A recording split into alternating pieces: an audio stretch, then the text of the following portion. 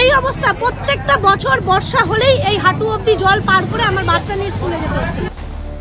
এক ডাম্পার হয়তো বালি ফেলা হয়েছিল, কিন্তু প্রচন্ড বৃষ্টির জন্য বালি ভেসে গেছে। টাইম হচ্ছে 10:30 স্কুলে পৌঁছতে হবে, সেখানে আমরা 11:05 স্কুলে ঢুকছি।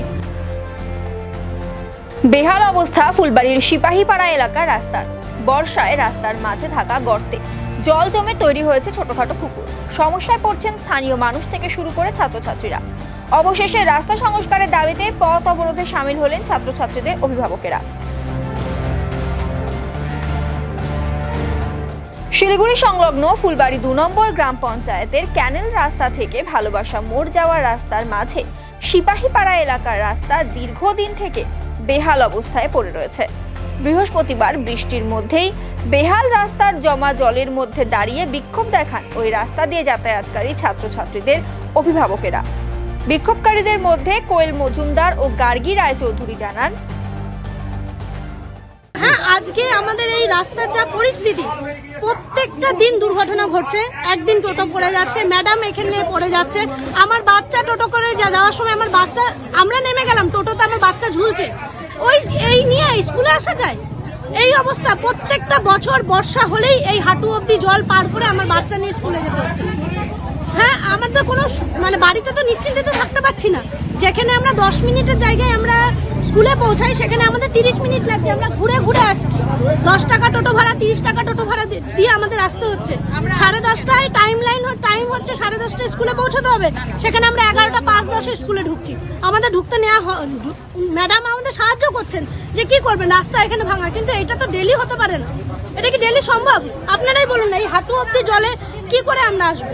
ওনারাও জানেন, ওনাদের জানেন না যে বলবো না, ওনারাও জানেন, ওনারা এই ব্যাপারে যথেষ্ট অবগত। এখানে 2 ডাম্পার বালিও ফেলা হয়েছিল, ফেলা হয়নি তা না, কিন্তু তার এই অবস্থা।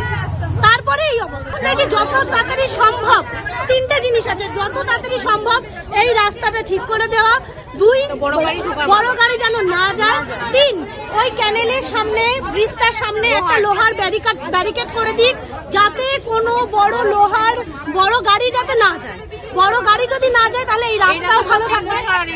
আমরা তো এই রাস্তা নিয়ে চলে যাব না, এখানকার লোকাল মানুষের জন্য তো, যারা এখানে ব্যবসা করছে তাদেরও এখানে দায়িত্ব আছে। তারাও আমাকে বলেছে যে আপনারা যান, আমরা আপনাদের সাহায্য করব, কিন্তু সবাইকে আসতে হবে, কারণ একটা ব্যবসার দ্বারা সম্ভব না এই রাস্তাটা পুরো একা ঠিক করা। হ্যাঁ, ওনারাও সাহায্য করবে, কিন্তু প্রশাসন কি করছে সত্যি আমরা জানি না, সত্যি জানি। পরবর্তী আমরা আরো বড় কোনো বিভাগে যাব, গিয়ে প্রধান আছে, পঞ্চায়েত আছে, আমরা গ্রাম পঞ্চায়েতে যাব, সেখানে যদি না হয় তার উপরে যাওয়ার আমরা চেষ্টা করবো। কারণ এইভাবে আমি আমার বাচ্চাকে, এই নোংরা জলে আমরা প্রত্যেকদিন আমার বাচ্চাকে ডিসেন্ট ওয়াটার ইনফেকশনে আমার বাচ্চাকে ট্রিটমেন্ট করা হয়। এই অবস্থাতে আপনি যদি বিশ্বাস না হয়, আপনি আমার মেয়েকে স্কুলে গিয়ে দেখে আসতে পারেন, তার হাতে গালে ফোসকা পড়ে গেছে জলের জন্য। আর কত আমরা সহ্য করবো বলুন? হ্যাঁ, আমরা সবাই অভিভাবক। ইনার 2টো বাচ্চা স্কুলে পড়েছে, আমার একটা বাচ্চা পড়ছে, উনার 2টো বাচ্চা পড়ছে, ইনার পড়ছে, আমরা সবাই অভিভাবক। প্রচন্ড পরিমাণে অসুবিধা হচ্ছে, আমরা কোনোদিন টাইমে স্কুলে ঢুকতে পারছি না, আমাদেরকে সেই ঘুরে ঘুরে আসতে হচ্ছে। তো আজকে যদি আমরা ঘুরে ঘুরে আসি, স্কুলে 10:30টার মধ্যে আমাদেরকে বাচ্চাদেরকে এখানে টাইম দেওয়া আছে, নাহলে দরজা বন্ধ করে দেওয়া হবে। তো আমরা যে ঘুরে ঘুরে আসবো 10:30টার মধ্যে, তো আমরা বাচ্চাকে ঢুকাতে পারবো না। এবার এদিক দিয়ে যদি আসছি, তাহলে আমার বাচ্চার অ্যাক্সিডেন্ট হয়ে যাওয়ার একটা ভয় থাকে, আমাদের অ্যাক্সিডেন্ট হয়ে যাওয়ার ভয় থাকে। এবার সব টোটোওয়ালা এদিক দিয়ে আসতে চায় না, কারণ জানছে তাদেরও একটা রিস্ক আছে, তাদের টোটো উল্টে যেতে পারে। এই প্রবলেমগুলো তো আমরা ফেস করছি। আমরা যাব কোন দিক দিয়ে? আমাদের তো এটাই রাস্তায় আমাদেরকে আসতেই হবে, কারণ স্কুলের এটা রাস্তা। বহু বছর ধরে এই রাস্তা দেখছি আমি। একবার আমরা যখন একটু সামনের দিকে একবার ঝামেলা করেছিলাম, তখন দেখলাম এক ডাম্পার হয়তো বালি ফেলা হয়েছিল, কিন্তু প্রচন্ড বৃষ্টির জন্য বালি ভেসে গেছে।